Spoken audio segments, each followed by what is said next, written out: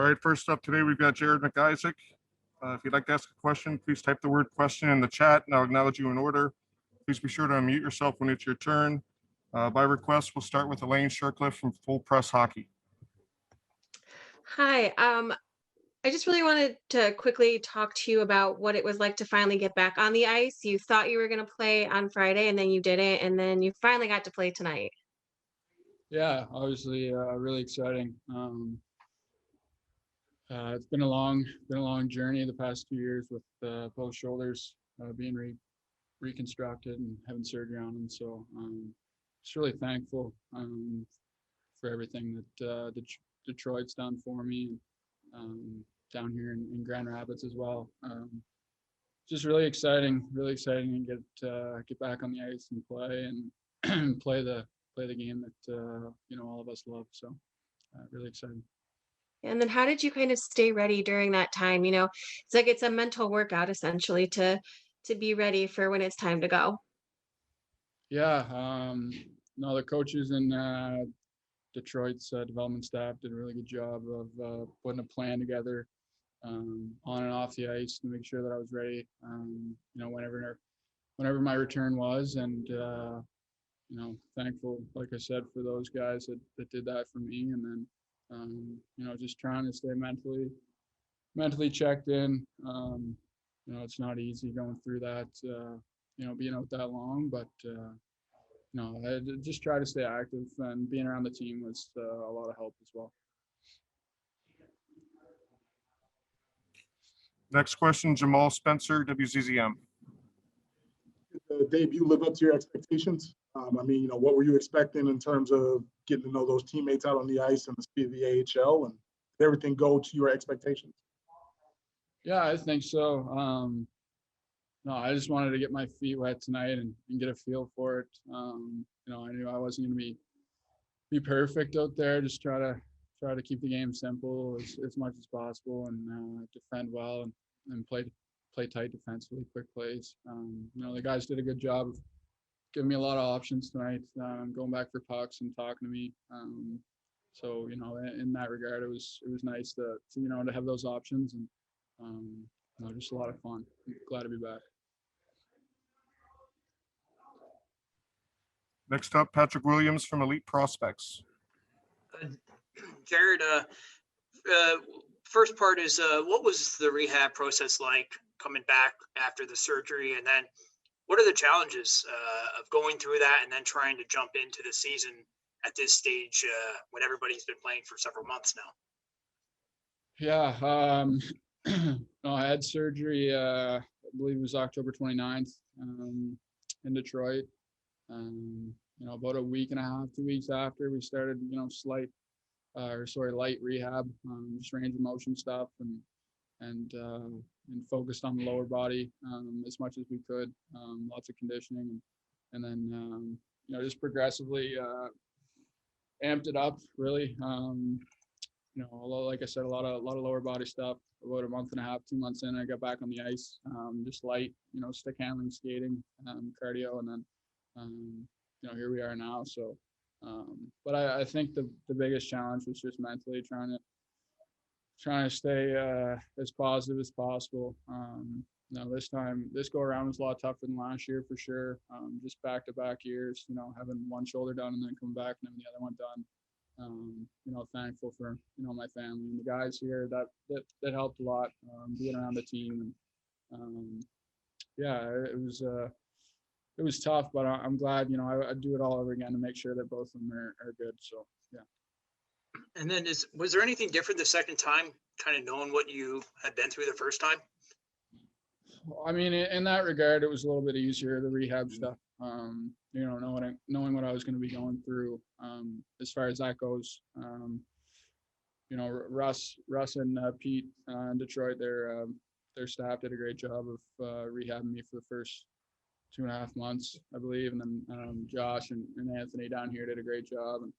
And but like I said, a little bit easier just with knowing what was coming rehab wise, but obviously still a lot, really mentally challenging as far as getting back into it and being away from the game for that long. Great, thank you. That'll do it, Jared. Thank you very much. Thank you. Appreciate it. First up for Riley by request, Jamal Spencer, WZZM. Hey, Riley. Wanted to Hey. talk to you about the special teams tonight. I know it was a rough start with your team allowing 3 special teams goals there, but then, the power play unit finished strong, getting a much needed one in the third. What were you guys looking for in that last power play when you were able to score? Yeah, I think, like you said, we didn't have the start we wanted on the power play, but I mean, we just go through our progressions and we were getting chances. So, and that's when you need your power play to step up, and it's just good that we did today.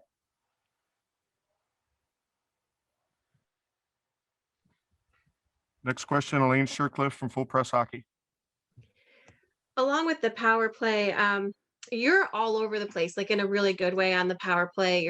You and Giovanni are always trying to map out plays and make them happen. Do you just feel like that's your place to shine? Like, you just seem to thrive there? Yeah, I mean, for sure. I mean, over my course of my career, I've always been a power play guy, I guess, so to speak. So, and especially when you got, Taco and you got Crisco in the middle, then you have Schmitty or Pearson up front. Like, there's a lot of options that we can use, and we kind of feed off each other. So I think, obviously we're having some success, but, that's what happens when you're up a man. You got to really kind of take advantage. And, I think with, Todd Krieger and us in practice, we've been working on certain plays, and we're just kind of dialing it in as a group, and we got some chemistry. So, that's all you can ask for. Yeah. And then with a short bench and playing a team that came out with as much speed as Cleveland did tonight, how do you guys keep your legs fresh and keep your mind in the kind of like mentality that there's no time to be tired?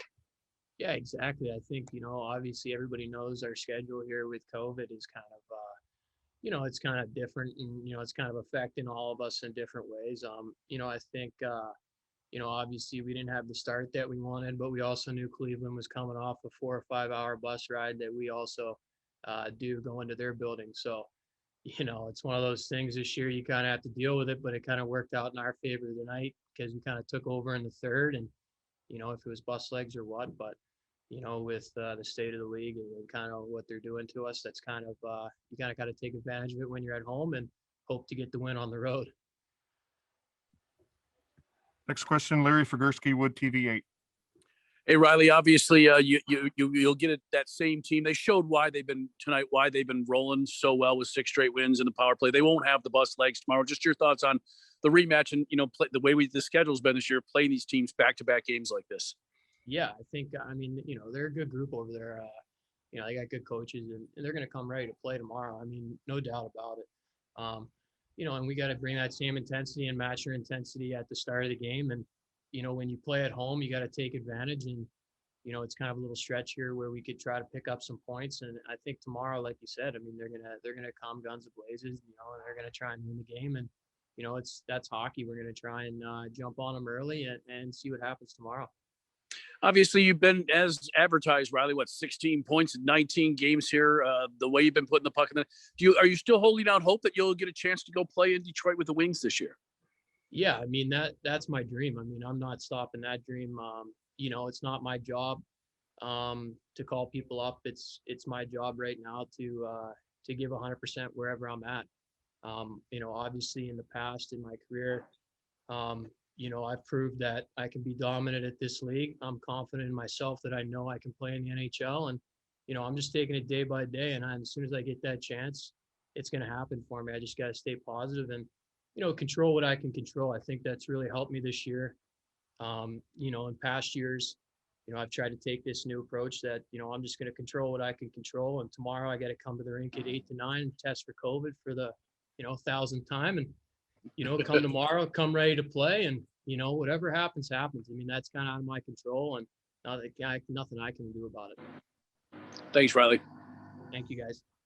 One more question, Riley. Sorry. Patrick Williams from Elite Prospects. Yeah, just to follow up on that, Riley, is that a conscious decision you made this year to really try to put everything else aside that you can't control and focus on your own things that you can control? Yeah, for sure. I mean, at the end of the day, you're not going to get called up unless you're dominating this league and playing well. So, I just kind of took it as a new mental approach, I guess you could say. I just come to the rink every day, and we got a great group of guys here. Great coaching staff, great equipment managers. I mean, you go down the list, it's a world-class organization, and I'm happy to be here. And right now I'm a Grand Rapids Griffin, and I'm loving it. And hopefully one day I'll be a Red Wing. Great, thank you. Thanks, guys. All right, that'll do it. Thanks, Riley. Thanks, guys. First up is Jack Doles from Wood TV8. Hey, Ben, first time you guys have trailed going into the third period and come back and won a game. How much does that uplift the team? Well, I think anytime you come from behind and dig your heels in and come out with a victory is a good thing. Now, we've been talking about this the last few games and giving up leads and still finding a way to come back and be resilient. But obviously tonight was a little bit different. We didn't concede a ton of goals, a ton of lead. I didn't like our first period or our second period really. And we're playing against a team that had just driven from Cleveland 4.5, 5 hours, and we were for whatever reason just a little bit too flat. So I thought the guys responded well in the third after they were challenged a little bit by the coaching staff, and to be able to come back, I think, is a positive for our group to respond like they did. Next up, Elaine Shercliffe, Full Press Hockey. So on Saturday, we talked about how the penalty kill, the numbers just weren't indicative of how they were playing. And tonight they did give up 2 goals. What do you think the breakdown was for that? Well, I think you probably jinxed it by mentioning it the other night. No, I mean, if you look at it, each team has different personnel, different strengths, different kind of idiosyncrasies with their power play. And if you look at Cleveland's power play, they're second in the league for a reason. They've got a really good power play. And if you make mistakes, if you get too stretched out at times, they're going to make you pay. And I thought the 2 goals that we conceded, we got stretched out a little bit, which allowed a couple passes to ensue. And it's not really that the first pass after that little mistake where you get stretched out, to second or third pass thereafter, and then all of a sudden it's in the back of the net. So we've just got to have a better awareness of trying to do a little bit less and trying to be a little bit more simplistic with our approach. Yeah. And now with a shortened bench and the team that you're playing is just coming out fast paced the whole game, how do you keep the guys to have fresh legs and stay in the mindset that there is no time to get tired? Well, I wish there were time to get tired, but I mean, if you look at our schedule moving forward, there's not a ton of time off here in the next 3.5, 4 weeks. So again, it's opportunity to play every night. And I think that any chance we get to play a game with the situation we're in right now, with all the COVID protocols, with the schedule that we have, I think anytime you get a chance to play, you have to really relish that opportunity. And you have to be ready to play every period, because you just don't know when it's going to be your last. So I thought we were a little sluggish today for whatever reason, and if we knew that, we would have corrected a little bit sooner. Larry Figurski, Wood TV. Any of your impressions of McIsaac tonight? And obviously you played him penalty kill, power play, you played him all around when you got down to 5. I mean, he played an awful lot tonight. Your impressions on that first game for him? I thought Jared was one of our best players on the ice tonight. I thought he played in a lot of different situations, and I thought he was ready for it. So I think that's a credit to him for not play. I think he's played 1 period of hockey, not even 1 period, maybe it was a couple shifts in 8-9 months. So he hasn't played a ton of hockey, but I think a lot of credit goes to him in practice. He's been skating here.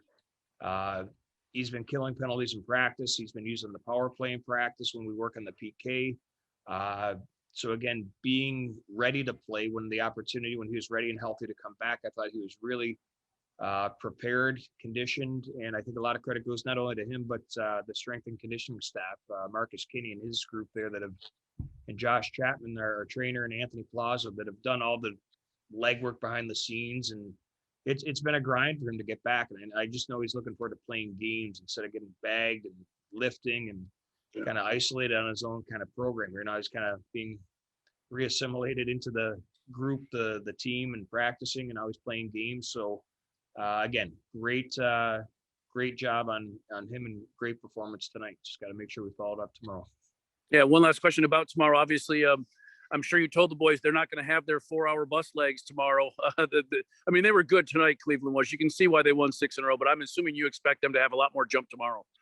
Yeah, well, again, back-to-back games is tough for any team. So, it could go the other way, back-to-back with travel. But, we've been playing a little bit short-staffed. But, again, it's no excuse. It's a great opportunity for some other guys that maybe weren't getting opportunities that they were before, and now they are. So, again, we'll take the 2 points. We've got a little bit to improve upon. We've got 24 hours or less to make a few corrections and hopefully hit the ground with a little bit better start tomorrow.